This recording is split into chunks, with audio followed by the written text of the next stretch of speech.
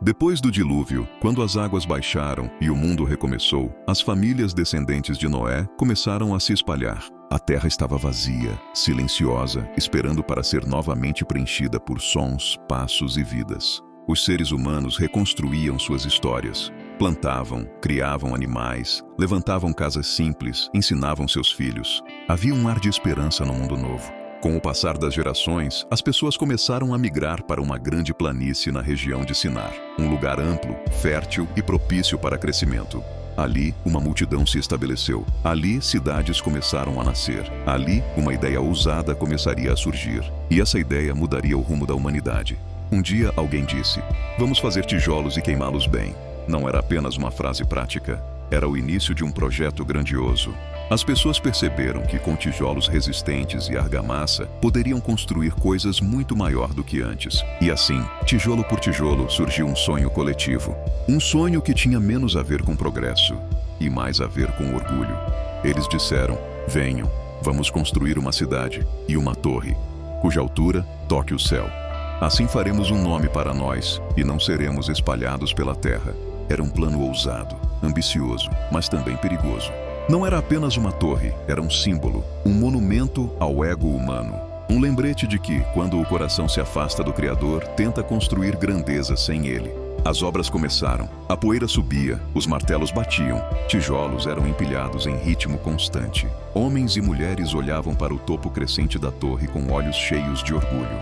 A torre se erguia e o coração humano se afastava. A unidade daquele povo era impressionante. Todos falavam a mesma língua, todos pensavam da mesma forma, todos trabalhavam juntos. Mas havia um problema profundo escondido debaixo daquela união. Eles não queriam depender de Deus. Queriam se tornar famosos, queriam construir algo que fosse lembrado. Queriam de alguma forma tocar o céu com as próprias mãos. E Deus observou. Nada escapa ao Criador. Nenhum movimento, nenhum pensamento, nenhum impulso de orgulho passa despercebido. O Senhor desceu para ver a cidade e a torre. Não foi porque ele não enxergava de longe, mas para mostrar que ele estava atento.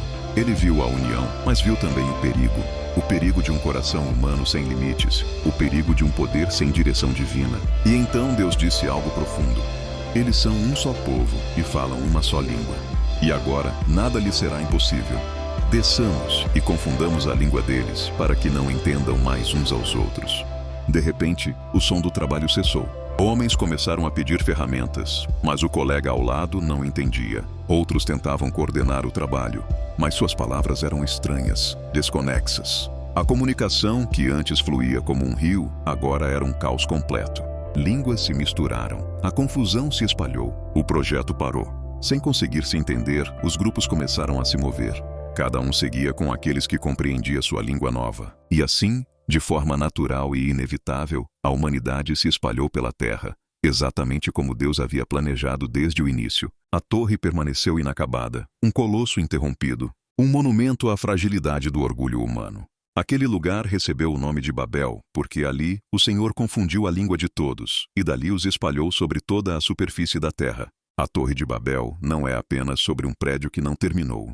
É sobre o coração humano que tenta subir além do que deve. É sobre a ilusão de grandeza sem propósito. É sobre a falsa segurança de confiar apenas em si mesmo. Mas, acima de tudo, é sobre um Deus que intervém não para destruir, mas para proteger a humanidade de si mesma.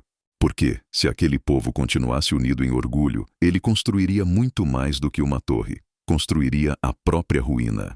A história de Babel nos lembra que Deus não é contra sonhos, projetos ou crescimento, mas é contra a construção de grandezas que o afastam de nós. No fim, não foi a torre que caiu, foi o orgulho.